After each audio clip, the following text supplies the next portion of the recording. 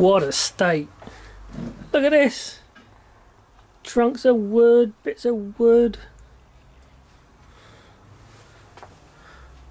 Nice piece of yew there, look.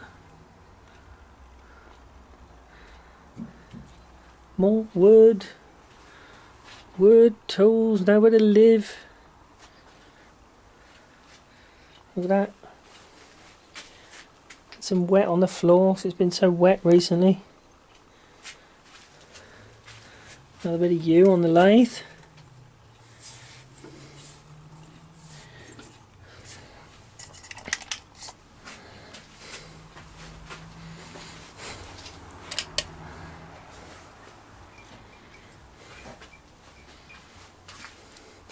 More stuff. Stuff. Stuff.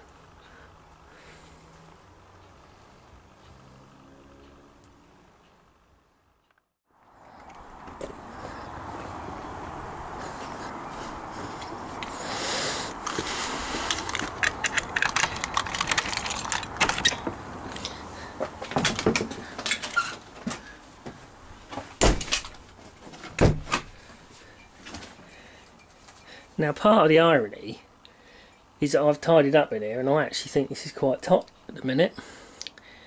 But here we go. Got some nice logs of beech from Steve from Porton Down, which I've just end sealed this morning. I don't know if you can see that, but I just cut the end of that one yesterday to see what the wood looked like, and it's starting to sport a bit. We've got some colour variation going on there. Be interesting to see how that goes. See another bit there that was quite obvious. Sort of spots there, darker bits. Interesting to see how that goes. I think it's all sporting. So, and they're reasonable sized logs. They're the kind of logs which will just about go under the bandsaw. Whatever that is, 220mm, isn't it? So, I don't know, up to about 10-inch diameter bandsaws there. So here's a yew lidded pot I made yesterday, and this is interesting. It's got this piece of yew here. Where are we? There. I made it from, which is obviously a branch that's about to go into 3. We got 3 centres there. Don't know how clearly that picks up. So I actually wanted to make something which showed that. So the lid of the pot is it's got 3 centres to it, and you can see the sort of bark inclusions between the 3 centres going on there. And yeah, anyway, that's drying with Danish oil at the moment, about the 4th coat. And what I was going to show you as well, yeah, the pith of one of the we've only got 2 in the bottom, because the 3rd one is actually coming out of the side of the pot there by my thumb. That black dot is the pith. Yeah, so there's that. Quite an interesting stock of wood now. Just need a big enough lathe to turn some of it.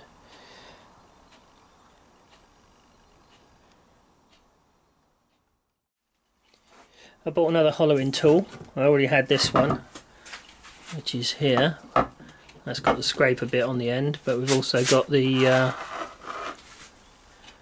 so we've got the scraper bit there, but we've also got the hollowing bits as well.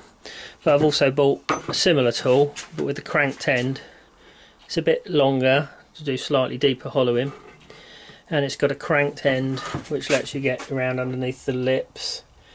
And this came with these 2 bits, and again they're just scraper bits, but they believe that you should use these for hollowing.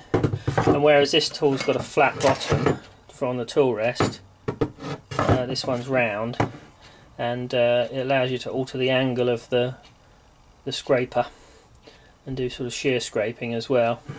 And quite nicely I can also put the tips from the two tools on each other. Now interestingly, whilst this has got a flat side, it's also got a rounded side, and actually for doing really fine scraping with this scraper bit here, you can actually angle that over to do a shear scrape. So think about on the outside of a bowl, if that was on the tool rest, I can angle the scraper over to make like a shearing cut with a scraper. Interesting to see how that goes. I've also moved my grinder here onto the main bench. It used to be over here where all the sanding rubbish is, and I've also modified my tool rest here. I had to cut away some so I can actually angle my tool rest. Now it's not a major improvement compared to the jig you have, and you can see it's not quite square, but being able to set that tool rest to the angle of the bevel of me bowl gouge and being able to control that aspect of it has enabled me to get a grind on the bowl gouge, which is a sort of swept back finger grind, which is much more consistent than I've ever achieved before. Try and get a close up of that. So I'm quite pleased with that, and I'm achieving that by starting off square and moving at an angle so that as I come round, and I'm twisting the tool as well, and I'm actually going that far, so the tool is, you know, quite an acute angle towards the end of the grind, and you've tipped it over 90 degrees virtually. So I'm running that kind of action. So by there we've got the tool tipped over at 90 degrees, trying to run it at all times. I'm keeping it level to the tool rest.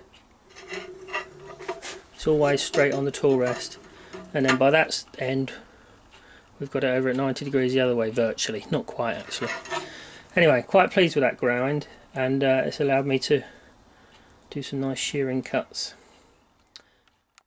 Moving that grinder there meant I had to take the vise off, so I've got my smaller vise mounted on the workbench now with my scraper burnisher on there, which I'm finding quite useful. Now, one thing I was going to mention about this this U-pot here is that I've been experimenting more and more using the Danish oil, and Danish oil is what I used on the plywood vase, and I'm getting a reasonable shine on this. But now I've got, and that's still drying, so I shouldn't be messing about with it like this really. Getting a reasonable shine on that, but what I'm thinking is when that's fully hardened, so I think that'll be tomorrow, I'm going to actually try and run over that with the burnishing cream to see whether that will actually bring up the shine on that a little more. Last thing I'll show you, this is a piece of elm that cost me £3. It's a bit of a raggedy piece because it's got the pith, I think, of the tree in. As you can see, it's sort of star cracking out from where the centre was. But it's got a bit of figure, I think, on the top, shown by these little cracks here. I think that there's a bit of swirly grain going on there. It'll be interesting to see, but and it's got a natural edge here. But I assume that this is a little bit similar to your weathered boards you got off of Wally. And what I was thinking of doing was actually turning a bowl out of this whilst maintaining a weathered surface around it. So you get the contrast of this old weathered surface and then cutting into the new wood as a bowl. Be interesting to see how that goes. Elm can be quite nice, I think. And again, if I have as I cut down into that, if I break out into this sort of faulted wood here, then I shall probably fill that up with brass and super glue and see how that goes. I shall probably run the bottom of that over the planer so that when the bowl's done, it's got a nice stable surface. Yeah, see how it goes.